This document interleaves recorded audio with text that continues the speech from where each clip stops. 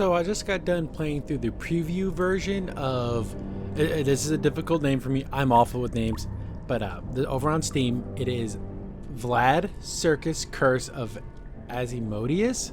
Am I saying that right? It's. I'll have a link to it in the description down below. But in full 100% transparency, like I always do, I was given this preview by Keymailer. If you want to know what Keymailer is, stick around till after the video and I'll show you how to sign up for it and everything, and you can start getting video games to review. And I was given this preview with the condition that after the game actually comes out, I will receive a full free version of this game for further review. But this is my first initial impressions of the demo version, and I wasn't told what to say.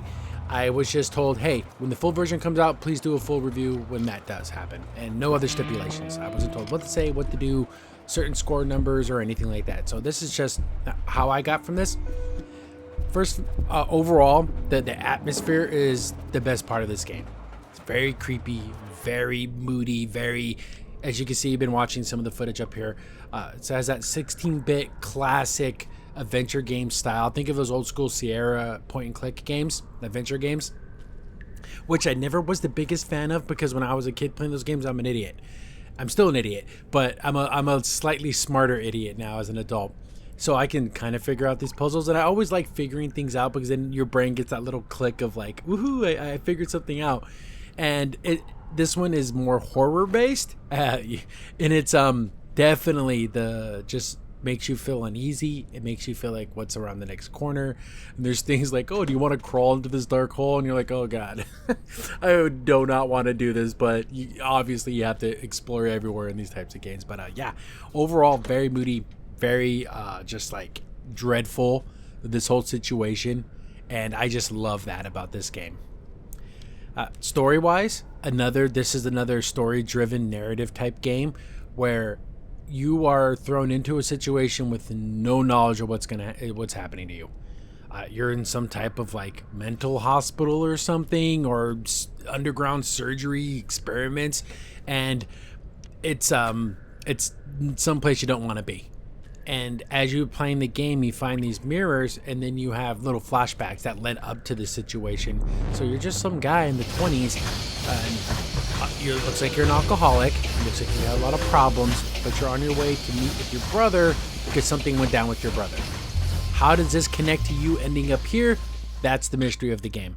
So I am very intrigued by this story. I want to know where this goes. I want to see what in the world is this connection between this circus, me being in this crazy laboratory of hellish, things happening, and how do these two events meet up that caused you to be here? And seeing how what you're going through, like, how did you even come out of this? Is there a life after this? I don't know. But again, very, very cool. I like it. Story, A+ on the story. Controls, classic. I played it with the controller. You can also play it with the keyboard and mouse. But I do like how some of the items do have like a glint on them, so you know what you're grabbing, and like, oh, this is an interactable thing. But there's stuff that isn't like that. And I got lost a couple of times, but I was able to get through the whole demo and get to the point to where it says, oh, thanks for playing the demo. So I was able to figure out all the puzzles leading up to that. Nothing too difficult, but you do have to think with your mind. You do have to think like, oh, there's something, because there was a puzzle. Spoilers for the puzzles. One of the puzzles.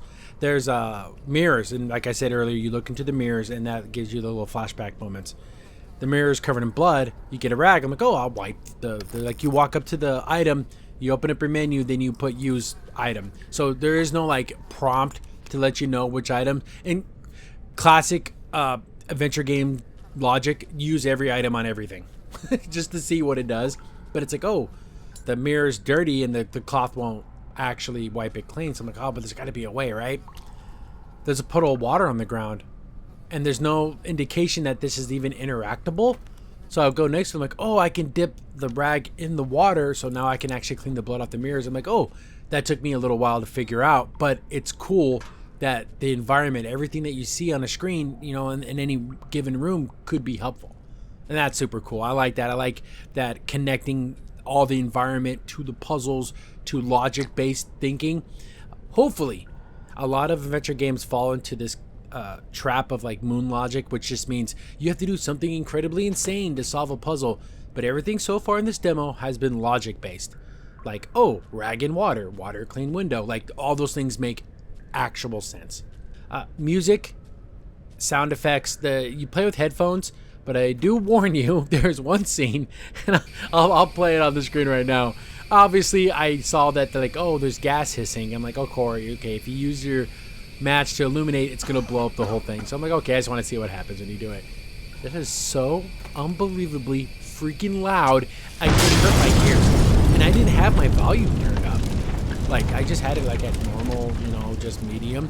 But yeah, so be careful with that. Maybe they can adjust this explosion noise in the full version, because it was a speaker busting how loud that explosion was. But it was kind of funny, because I'm like, oh yeah, let's go ahead and light a match in a room that's filling with gas. Let's see how well that turns out. But yeah, the music, sound effects are amazing. Like things like broken glass, water drips, the little mice running on the ground. The sounds are good. The music, when there is music, it does add to the whole atmosphere of this whole mystery, being stuck in this crazy place.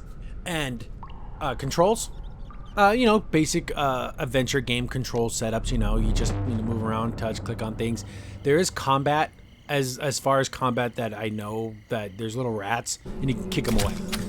But you have to time it. You can't just keep mashing the button, because there is a delay between the kick and then when you can kick again.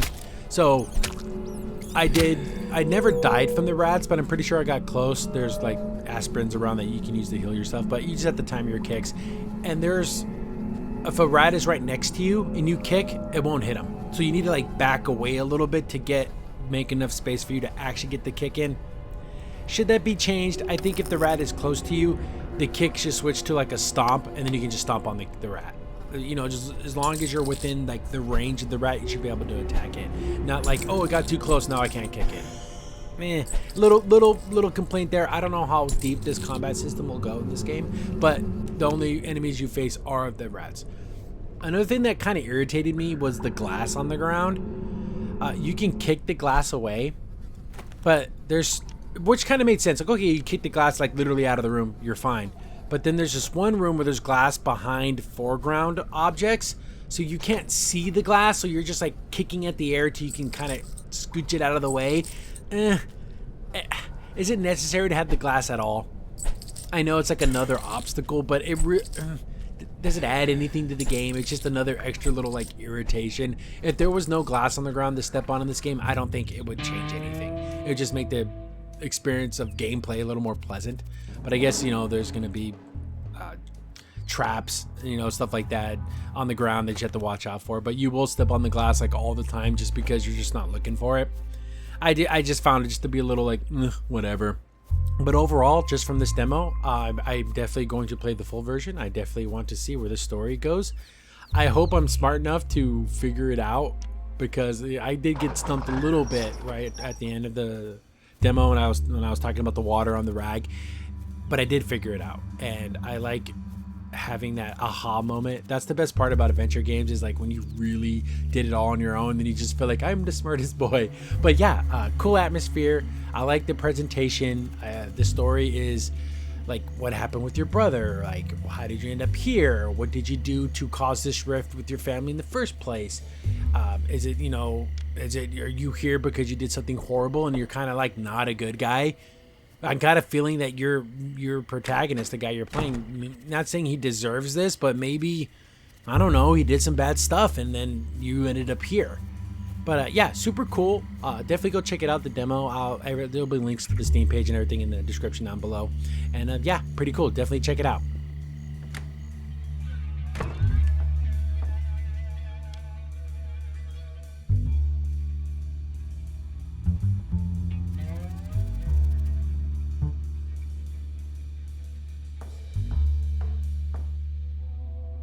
So Keymailer, this is going to be a website that you can sign up for, and you can start picking games you would like to review. There's no guarantee that a developer will send you a key to review, but you will get stuff. Like even my channel, and I'm not a big channel, and I'm able to get some games. Will you get big, giant AAA games? Probably not, but you will get indie stuff. You will definitely get stuff, the game I just played, this looks like a really cool game, and you can find a lot of, hidden treasure type games. So yeah, definitely sign up for this. It's easy to do. You can link it to your Twitch, you can link it to YouTube, if you even do it over on TikTok. And yeah, just do reviews, use the tags, and then yeah, you build a better reputation with them, and then you'll be able to get more stuff for more reviews. And yeah, super cool. Even there's a couple of games that will do giveaways too, like, oh, you'll get a Steam key for you to play, and then during your stream they'll give you a Steam code to give away a game to like a viewer. So they do lots of cool interactions like that, and so go sign up. It's free, 100% free, and all you need to do is do your reviews, make your channel, build content. Everybody wins. So yeah, definitely go check out Keymailer. Crimson Sin here. Thanks for watching the video. Remember, liking, subscribing, sharing, and commenting on the video really helps out a lot. It gets the video spread around more people get to see the videos, and we get to make more videos for you guys. So thank you, and we appreciate every single one of you guys.